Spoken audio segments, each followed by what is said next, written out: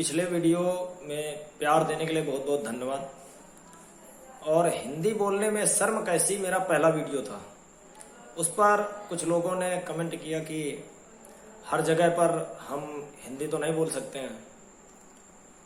तो मेरा उन लोगों से निवेदन है कि वो कृपया वीडियो को दोबारा देखें और उस पर ध्यान दें कि उस पर यह कहीं नहीं कहा गया है कि सिर्फ आप हिंदी ही बोलें। जहां जरूरत है वहां अंग्रेजी बोलें और जहां जरूरत है वहां हिंदी बोलें। अब आप अगर बहुत ही छोटा सा उदाहरण लेना चाहते हैं तो आप ये समझिए कि आप घर में हैं अगर, तो हर वर्ड को आप अंग्रेजी में नहीं बोल सकते हैं।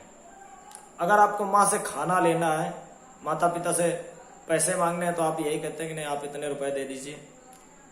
आप ये तो नहीं कहते ना कभी कि डैडी गिव मी 5000 रुपीज, या अगर माँ से दाल रोटी मांग रहे हैं तो आप ये तो नहीं कभी कहते हैं कि नहीं mom give me half plate pulse and chapatis.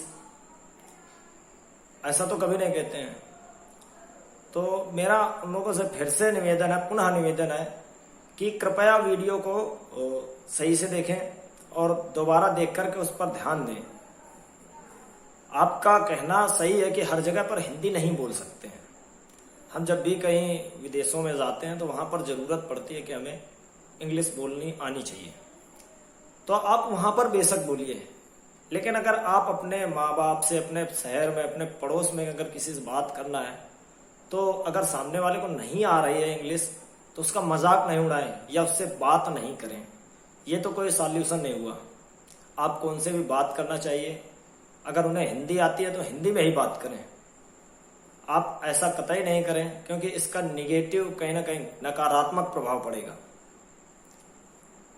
अभी हाल ही में जापान में हुए जो ओलंपिक खेल हैं उनमें से अभी नीरज चोपड़ा ने स्वर्ण पदक जीता, और उनको एक बुलाया गया इंटरव्यू में और उनसे पूछा गया, इंग्लिश में ये सवाल किए गए, तो उन्होंने कहा कि कृपया आप हिंदी में सवाल करें। और उसके बाद फिर से एक पत्रकार ने सवाल करने शुरू किया। पत्रकार भी इंग्लिश में एक क्वेश्चन कर रहा था कि उन्होंने बीच में ही उसकी बात काट दी और कहा जो भी पूछना है आप हिंदी में ही बोलिए।